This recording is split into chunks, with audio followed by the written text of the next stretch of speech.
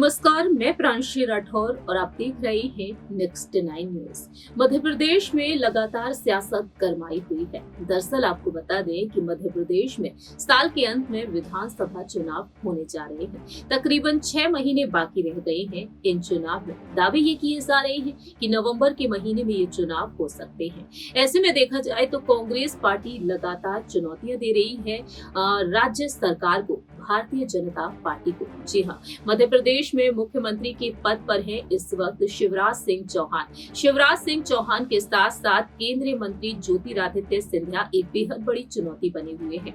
मालूम हो कि साल 2020 में ज्योतिरादित्य सिंधिया ने कांग्रेस पार्टी से इस्तीफा दिया और अपने 22 विधायकों के साथ वह बीजेपी में शामिल हो गए।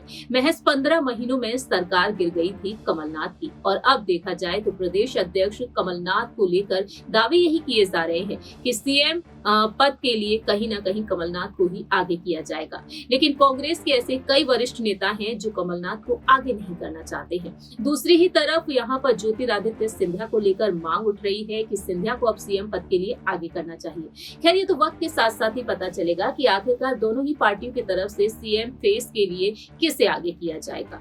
लेकिन इसी बीच देखा जाए तो ज्योतिरादित्य सिंधिया ने एक बड़ी चुनौती दे दी है कांग्रेस पार्टी को, जहां एक तरफ पूर्व मुख्यमंत्री दिग्विजय सिंह ग्वालियर चंबल संभाग की जिम्मेदारी संभाल रहे हैं, वहीं दूसरी ही तरफ बीजेपी की तरफ से महाराज ज्योतिरादित्य सिंधिया ही है। जी हाँ, एक राजघराने से ताल्लुक रखते हैं ज्योतिरादित्य सिंधिया। ग्वालियर उनका गढ़ कहा जाता है और ग्वालियर में कांग्रेस काफी ज्यादा कमजोर पड़ गई है जब से सिंधिया ने कांग्रेस का दामन छोड़ा। अब देखा जाए तो कमान यहाँ पर एक बार फिर से सिंधिया को ही सौंपी गई है। तो यहाँ पर देखा जाए कमलनाथ साफ तौर पर कहते हुए नजर आए कि सिंधिया कोई तोप नहीं है, अगर तोप होते तो महापौर के चुनाव में जीत दिला देते। अब यहाँ पर सिंधिया जीत बोलते हुए नजर आ सकते हैं। ऐसा हम क्यों कह रहे हैं? क्योंकि देखा जाए तो सिंधिया को बड़ी बड़ी जिम्मेदारियां अब मिल रही हैं।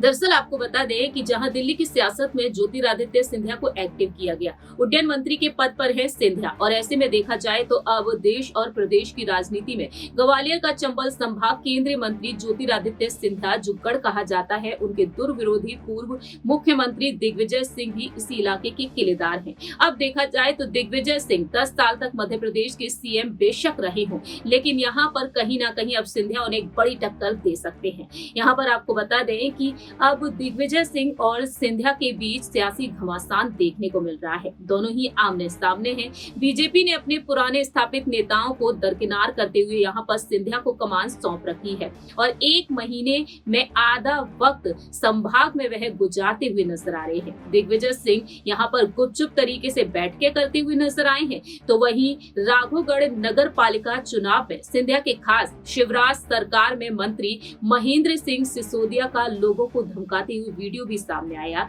जिसमें बीते पिछले सप्ताह खुद दिग्विजय सिंह महेंद्र सिसोदिया को चेतावनी देते हुए नजर आए हैं। वहीं दूसरी ही तरफ सिंधिया ने दिग्विजय को झटका दे दिया जब रविवार को ग्वालियर में एक होटल में अपने खास लोगों के साथ सिंधिया को घेरने की वह रणनीति बना रहे थे। इसकी सूचना उन्हें मिली तो उन्होंने यहाँ पर एक बड़ी चुनौती दी थी। दरअसल आपको बता दें कि बीजेपी यहाँ पर देखा जाए तो अब दिग्विजय सिंह को सबसे बड़ा झटका लगा। मोना सुस्तानी बीजेपी में शामिल हो गई और अब देखा जाए तो यहाँ पर चिंता का विषय उनके लिए बन चुका है।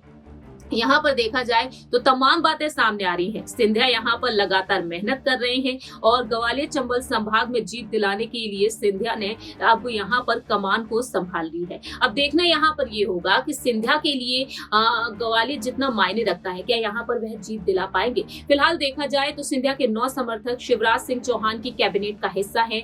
अब इस कैबिनेट की हिस्से में जितने भी सिंधिया के समर्थक है, उनको क्या वाकई में साइडलाइन किया जाएगा, क्योंकि प्रभावित क्षेत्रों को देखते हुए यहाँ पर अहम फैसला लिया जा रहा है। लेकिन सिंधिया से राय मशवरा जरूर लिया जाएगा। इस खास रिपोर्ट में इतना ही। बाकी की तमाम अपडेट्स के लिए आप देखते रहिए नेक्स्ट 9 न्यूज।